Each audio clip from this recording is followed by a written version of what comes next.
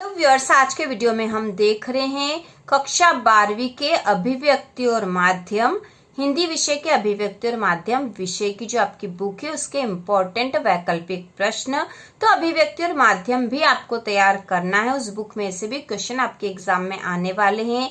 यदि आपको ब्लूप्रिंट चाहिए तो आप कमेंट करके बता सकते हो। 12वीं के हर विषय का ब्लूप्रिंट चैनल पर आपको उपलब्ध हो जाएगा। तो शुरू करते हैं। पहला प्रश्न है, वर्तमान छापे खाने का आविष्कार निम्न में से किसने किया? वर्तमान छापे खाने का आविष्कार निम्न में से किसने किया? गुटेनबर्ग ने, चिनमिन ने, निहालसी ने या जॉनसन ने? तो इसका उत्तर होगा गुटेनबर्ग ने।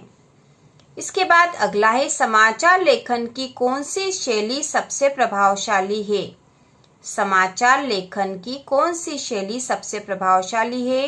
तो ऑप्शन है वर्णनात्मक शैली, विवेचनात्मक शैली, पिरामिड शैली या उल्टा पिरामिड शैली। तो इसका उत्तर आएगा उल्टा पिरामिड शैली। इसके बाद है, क्रिकेट मैच का प्रसारण किस प्रकार का प्रसारण है? क्रिकेट मैच का प्रसारण किस प्रकार का प्रसारण है? फोन इन, एंकर पे के, सीधा प्रसारण या एंकर वाइट? तो यह उत्तर आएगा सीधा प्रसारण। क्रिकेट मैच का प्रसारण किस प्रकार का प्रसारण है? सीधा प्रसारण। इसके बाद है, निम्नलिखित में से नाटक की महत्वपूर्ण विशेषता कौन सी है? निम्नलिखित में से नाटक की महत्वपूर्ण विशेषता कौन सी है? तो ऑप्शन है चरित्र चित्रण, समय के बंधन से मुक्त, समय का बंधन या कथा का तारतम्य। तो यह उत्तर आएगा समय का बंधन। ठीक है, समय का बंधन उत्तर आएगा यहाँ। इसके बाद है, निम्न में से किसका संबंध कविता से नहीं है? शब्द, भाषा, छंद या वाद्य यंत्र? तो निम्न में से किसका संबंध कविता से नहीं है? तो वाद्य यंत्र का संबंध नहीं है, जबकि कविता में शब्द, भाषा और छंद होते हैं। इसके बाद अगला है, कहानी मानव मन की किन वृत्तियों को शांत करती है? कहानी मानव मन की किन वृत्तियों को शांत करती है? भूख और ईर्ष्या को, जिज्ञासा और करुणा को, वैमनस्य और चिंता को या जिज्ञासा और उत्सुकता को? तो यह उत्तर आएगा जिज्ञासा और उत्सुकता को। कहानी मानव मन की किन वृत्तियों को शांत करती है? जिज्ञासा और उत्सुकता को। इसके बाद अगला है, कहानी का पहला तत्व किसे माना गया है? कहानी का पहला तत्व किसे माना गया है? कथानक, चरित्र चित्रण, कथनोपकथन या भाषा शैली? तो इसका उत्तर होगा कथानक। कहानी का पहला तत्व होता है कथानक। इसके बाद है, रेडियो नाटकों में निम्नलिखित में से क्या महत्वपूर्ण है? रेडियो नाटकों में निम्नलिखित में से क्या महत्वपूर्ण है? संवाद, ध्वनि प्रभाव, मंच सज्जा और डी है ए और बी। ठीक है, दोनों ऑप्शन है यहाँ पे ए और बी। तो यहाँ पे डी वाला राइट होगा, क्योंकि संवाद और ध्वनि प्रभाव दोनों ही रेडियो नाटक के लिए महत्वपूर्ण होता है। तो आंसर आएगा डी। इसके बाद है, विद्यार्थियों को अभिव्यक्ति कौशल कैसे प्राप्त होता है? नया सोचने और नया लिखने से, पुराने निबंधों के अनुसरण से, निबंधों को याद करके या परंपरागत विषयों पर लिखकर? तो इसका उत्तर होगा नया सोचने और नया लिखने पर। विद्यार्थियों को अभिव्यक्ति कौशल कैसे प्राप्त होता है? नया सोचने और नया लिखने पर। इसके बाद अगला प्रश्न है, रिक्त स्थान में उचित शब्द चुनकर लिखिए। तो यहाँ हम रिक्त स्थानों की पूर्ति करेंगे अभिव्यक्ति और माध्यम के। तो यह बहुत ही महत्वपूर्ण है, जिसकी तैयारी आपको कर लेनी चाहिए। तो शुरू करते हैं। प्रश्न है, रिक्त स्थान में उचित शब्द चुनकर लिखिए। इसका पहला है, हिंदी में नेट पत्रकारिता दुनिया के साथ आरंभ हुई।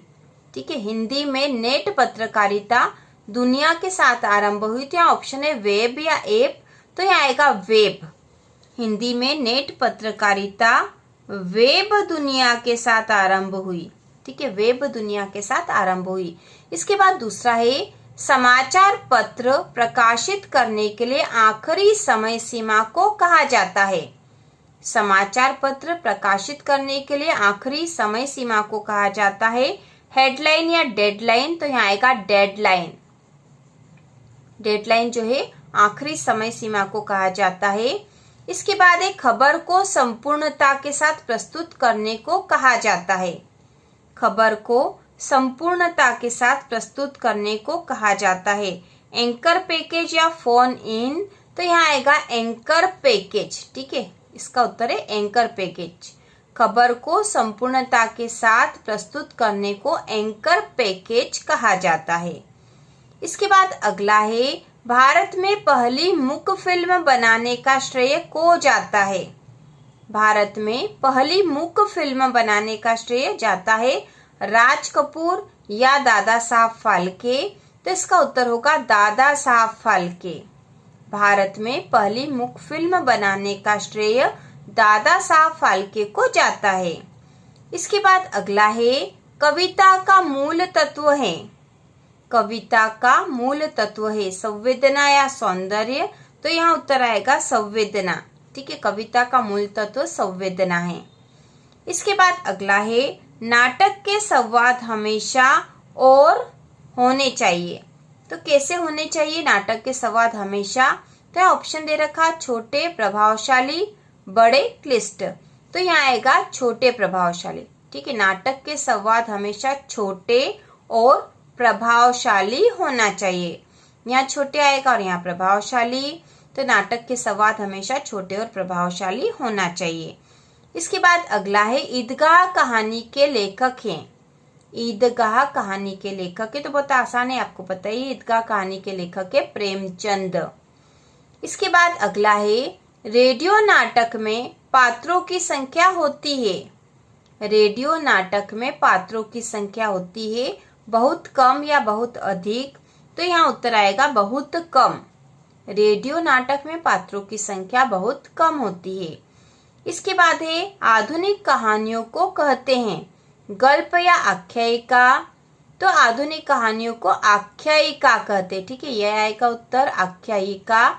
आधुनिक कहानियों को आख्यायिका कहते हैं। इसके बाद है, घटनाओं के तंतु जाल को कहते हैं।